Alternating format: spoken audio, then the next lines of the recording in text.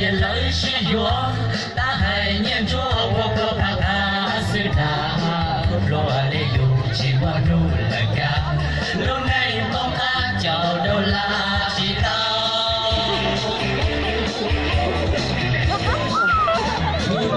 Nó tiền lo mong mong, biết đâu tụi rồng tua trông sao sao.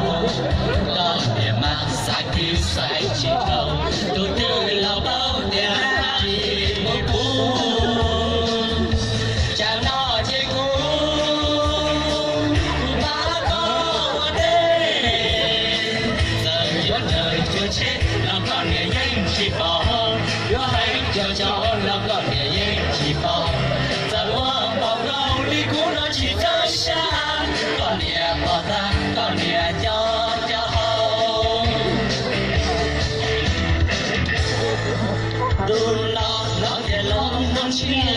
Lấy câu bia rồng câu đó cũ lời họ. Không biết tùy phú chả chỉ kia có. Chỉ bao giờ tiền mà có đó ta.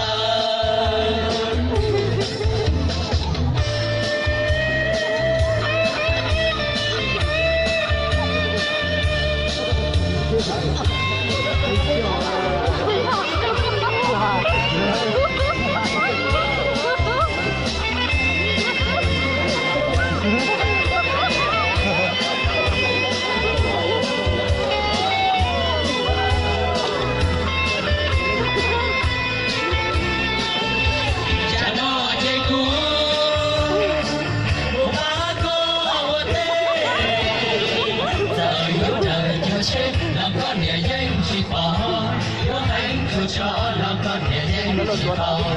Tại hoa màu ngao ly cũ nó chỉ tới xa. Con nhẹ bỏ ra, con nhẹ cho hầu. Gương nó tiền lợi chỉ vô. Áp phá nhìn chúa lo tay trong thành có. Cô nhẹ về so hay nhãn so. Trả lúa tên nó lúa chạy lúa chi nhà.